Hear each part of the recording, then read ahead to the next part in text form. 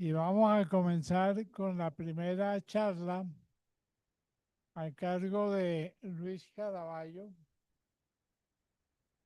sobre los efectos del cambio climático sobre las enfermedades alérgicas a nivel mundial. Adelante, Luis, donde tú quieras. Nuevamente, muchas gracias por invitarme a participar en esta ceremonia en representación del capítulo Caribe. Carlos Andrade eh, me sugirió esta posibilidad que yo acepté complacido. Yo en realidad quería que fuera él, porque tiene unas investigaciones muy importantes de oceanografía y de la situación costera de nuestra ciudad en Cartagena.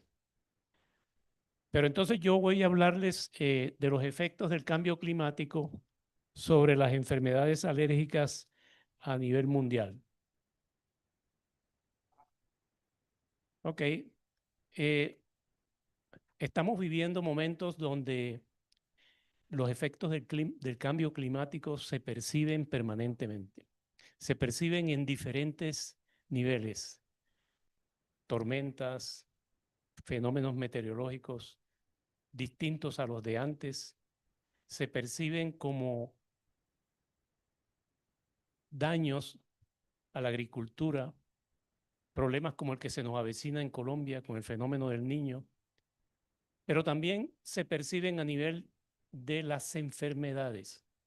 Muchas enfermedades han cambiado su comportamiento debido al cambio climático. Y entre esas enfermedades, pues están las enfermedades alérgicas. Y entre las enfermedades alérgicas están las que son causadas por ácaros que les decimos ácaros domésticos porque están en las casas, en los colchones, en las alfombras, etc.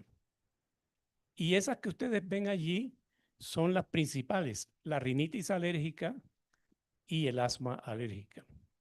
Son enfermedades bastante comunes. Muchas personas aquí deben tener alguna alergia a algo, y de pronto alergias respiratorias son muy comunes. Y en el caso del asma, también son problemas, es un problema grave. Fíjense que en el mundo se calcula que hay 363 millones de personas con asma, de las cuales mueren 450.000 anualmente. Y en Colombia hemos calculado que hay 1.500.000 personas con asma y mueren anualmente 372 por esa enfermedad. Pero esas enfermedades se producen cuando los ácaros se disuelven en el ambiente y las personas respiran los detritus de los ácaros y las moléculas que hemos denominado alergenos procedentes de los ácaros. Digo yo que por fortuna eso no le da a todas las personas, sino a personas que son genéticamente susceptibles a que les dé las enfermedades alérgicas. Pero lo que no es buena noticia es que casi el 20% de la población es susceptible. Entonces, es un problema serio realmente el de las alergias por los ácaros. Debido a que yo voy a hablar mucho de un anticuerpo que se llama inmunoglobulina E, voy a dar una breve explicación de por qué lo voy a hacer eh, en esta diapositiva. Ustedes ven del lado izquierdo una figura de ácaro. Cuando la persona respira, es resumido ahí que se activa el sistema inmunológico. No es tan simple, pero lo interesante es que se producen anticuerpos contra las moléculas de los ácaros. Es lo que yo les decía, que no todo el mundo hace eso, porque las moléculas de los ácaros son inocuas. No nos van a infectar, no nos van a producir ningún problema, y a la mayoría de las personas no le producen problemas. Pero ese anticuerpo va a las células, en este caso las células cebadas, se instala en la membrana, y cuando nuevamente la persona respira esos alergenos, se liberan una cantidad de sustancias que tienen las células que son proinflamatorias, como ven del lado derecho. Y si esas sustancias se liberan, por ejemplo, en la piel, como sucede cuando nosotros los alergólogos le hacemos pruebas en la piel a los pacientes, se le forman ronchas si la persona es alérgica. Pero si se forma en la nariz, da estornudadera, rinitis, y si se da en el pulmón, pues se inflama el pulmón.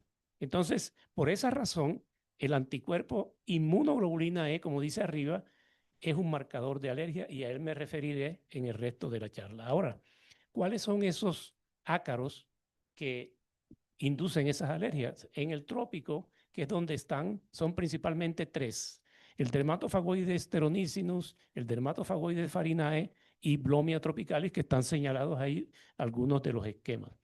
Decía que están predominantemente en el trópico y en las regiones subtropicales. Ahora veremos por qué. Estos ácaros son artrópodos y los artrópodos vienen desde hace mucho tiempo. La filogenia de los artrópodos es bastante larga porque vienen, parece ser del precámbrico, pero con seguridad en el cámbrico se han encontrado fósiles de estos animalitos.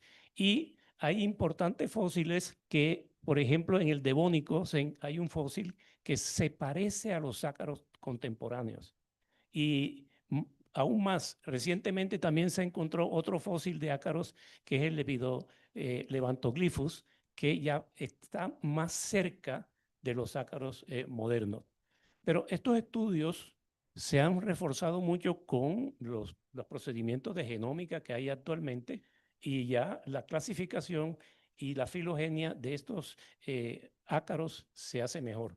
Pero yo traigo esta diapositiva es para que ustedes también vean que durante esa evolución los ácaros han participado en todos los cambios de temperatura que de manera natural se han dado en el planeta, en todas las principales periodos de calentamiento global y extinciones masivas, tanto en la del Ordovícico, tanto el Devónico, tanto la masiva del final del Pérmico. De todas esas han estado los ancestros de los ácaros. Lo que quiere decir que pase lo que pase en el futuro, ellos van a seguir. Primer punto. Y no sabemos si nosotros, pero con seguridad ellos sí van a continuar. Y además han adquirido una capacidad extraordinaria de adaptación, especialmente a la temperatura y a la humedad. Por ejemplo, del lado izquierdo ven un dermatofagoide farine deshidratado. Experimentalmente se le quita el vapor de agua, porque ellos se hidratan directamente del agua que está en el ambiente. Ellos no tienen un sistema respiratorio. Entonces, si a las 16 horas los sometemos a una buena temperatura y a la humedad, ahí están el ácaro rehidratado, y por eso ellos persisten aún en condiciones adversas. Pero además, en cultivos de estos ácaros se ha visto que cuando la temperatura es de 25 grados, crecen más que cuando la temperatura es a 20 grados, como ustedes ven allí con la raya roja y la azul.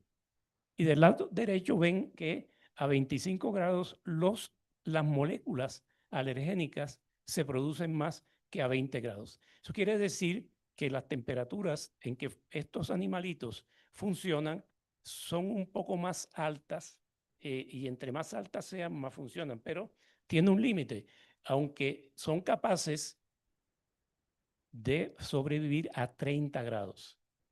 Entonces, a 30 grados, la protoninfa se forma como una cutícula y demora meses hasta tanto las condiciones de humedad retornen a la normalidad. Así es que, en resumen, esta presentación de los ácaros es para decirles que sobreviven y se reproducen en un amplio rango de temperatura y humedad. ¿Por qué les digo esto? Porque es precisamente de eso de lo que vamos a hablar con el cambio climático. Entonces ellos estarán allí y esas condiciones son las típicas del trópico. Y por eso estos ácaros predominan en la región tropical. Y por eso en el trópico donde nosotros estamos, la mayoría de las alergias son por ácaros. Y no son por pólenes ni por hongos, sino por ácaros, porque siempre están en el ambiente. Así que el problema Hasta allí quedaría simplemente que tenemos nosotros y estamos viviendo con los ácaros.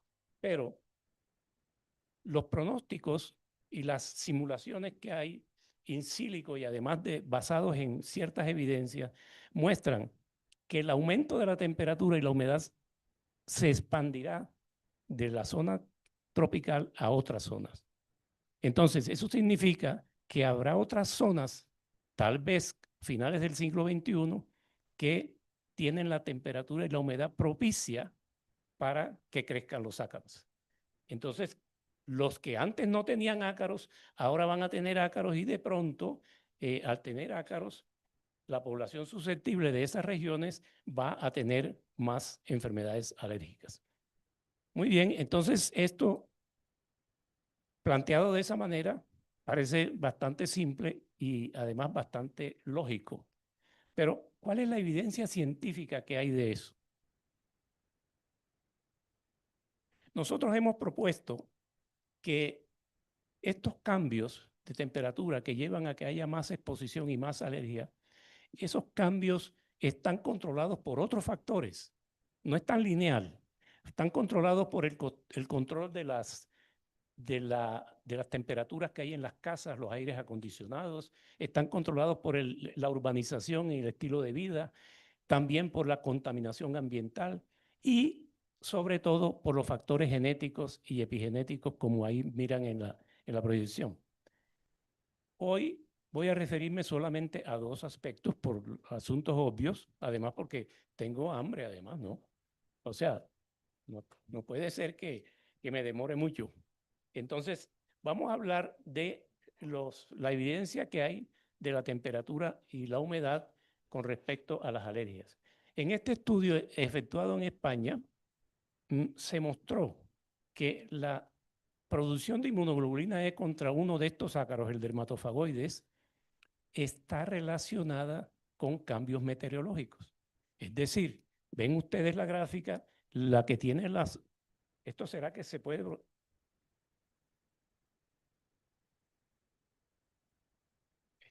Sí, mira, ve. Esta es los niveles de anticuerpos y esta es los niveles de humedad. Entonces vean que va parejito con la humedad y la correlación es bien positiva. En cambio va inverso a la radiación solar. Así es que este es un estudio importante. No es que haya muchos estudios de esto, pero este muestra ya una asociación entre la sensibilización, o sea, la alergia, y las condiciones climáticas. Este es el estudio más grande que se ha hecho, se hizo en China en 10 años, en 26 ciudades del norte, centro y regiones costeras del sur de China. Y se muestra también que las enfermedades alérgicas van aumentando, han ido aumentando en estos 10 años para cada uno de los ácaros, tanto en niños como en adultos, y además que también ha ido aumentando la temperatura y la humedad en esas regiones. Y además que hay una correlación entre la sensibilización con los niveles de humedad. Entonces es otro estudio que está mostrando la relación de las enfermedades alérgicas con los cambios climáticos. En Colombia tenemos este estudio hecho por nuestro colega Jorge Mario Sánchez en Medellín, y él encontró que todos los ácaros, todos los niveles de anticuerpos en 10 años en Medellín para dermatofagoides están parejos, no cambian. Pero para Blomia tropicalis, que es el que está en gris, pasó de 39% a 61% de sensibilización. ¿Por qué? ¿Qué pasó en Medellín en ese tiempo para que sucediera este cambio? Lo primero que encontraron fue que el número de ácaros en las casas fue aumentando, especialmente los que son Blomia, no los otros. Y la diferencia es bastante significativa para el caso de Blomia. Ahora, desde el punto de vista climático, ¿qué sucedió en Medellín? Que fue aumentando la temperatura en este tiempo. Y fue aumentando también con niveles variables la humedad. Y la correlación que hay entre la temperatura y los niveles de sensibilización a este ácaro Blomia tropicalis tienen una correlación muy importante que ustedes ven ahí, que es casi del 89, de 0,89. Eso nos está indicando entonces que también en Colombia estamos en esta situación de impacto del cambio climático en la sensibilización y en los problemas de tipo alérgico. Ahora, me referiré a la contaminación ambiental. ¿Por qué? Porque la contaminación ambiental es la que origina todo. Es la que origina todo. Es la que origina el cambio climático. Y veamos si directamente también influye en la respuesta de tipo alérgico. Y efectivamente, todos esos estudios que ustedes pueden ver ahí, que son hechos en ratones, todos contundentemente muestran que los ratones expuestos a los ácaros, pero en condiciones de ozono, de material particulado, de partículas diésel o de dióxido de nitrógeno, se aumenta la respuesta de anticuerpos contra los alergenos. Es decir, los contaminantes ambientales son coadyuvantes que estimulan a que haya más respuesta alérgica en estos animales. O sea, desde el punto de vista experimental está confirmado. Esos son apenas unos cuantos de los muchos estudios que hay en ese sentido. En humanos no está tan clara la cosa, pero hay estudios. Ya se sabe que la contaminación ambiental se ha documentado muchísimo, que afecta muchas enfermedades, como las enfermedades cardiovasculares y también las enfermedades respiratorias. Traigo esa fotografía porque la revisión que cito allí es muy exhaustiva, muy actual y bastante recomendada.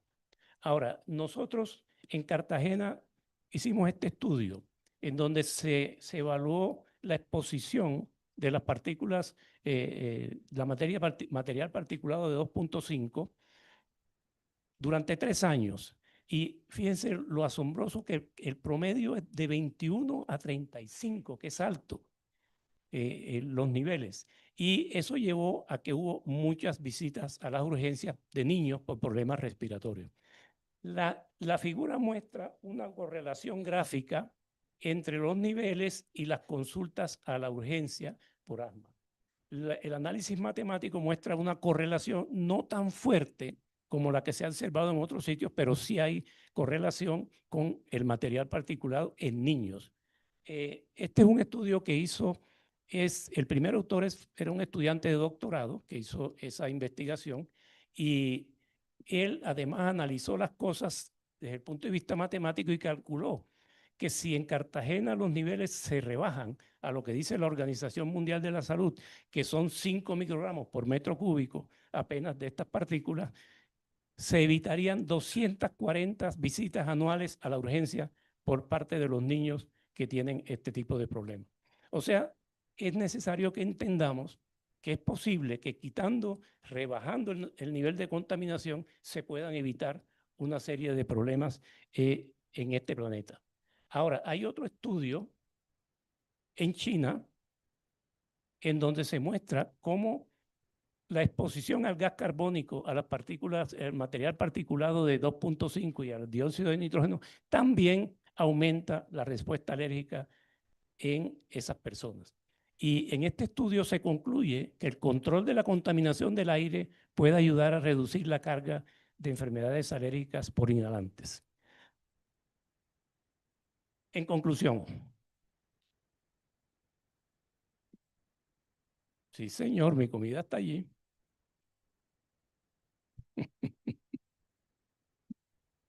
Y el vino y todo.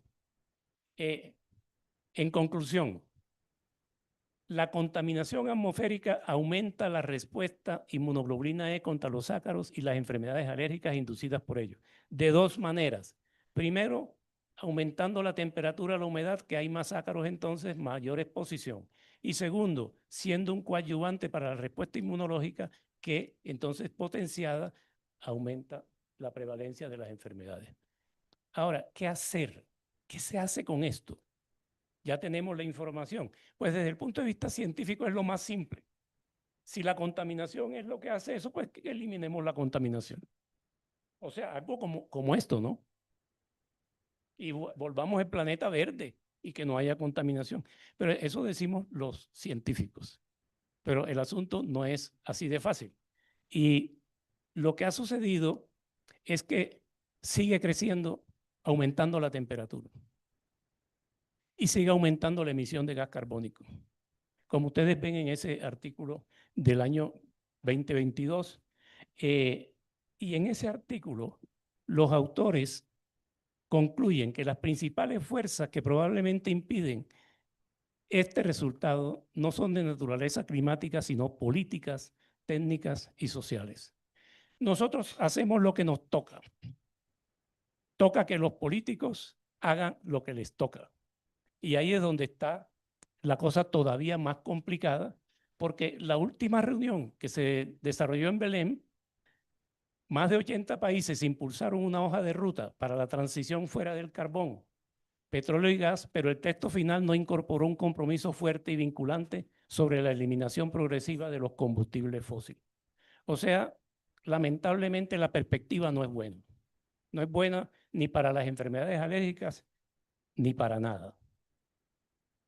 Quiero agradecer al Ministerio de Ciencias, al Sistema General de Regalías, a la Universidad de Cartagena, a mis colegas del instituto, por todo el trabajo que hacemos conjuntamente y que han permitido que yo pueda presentarles esta conferencia. Muchas gracias por atenderme.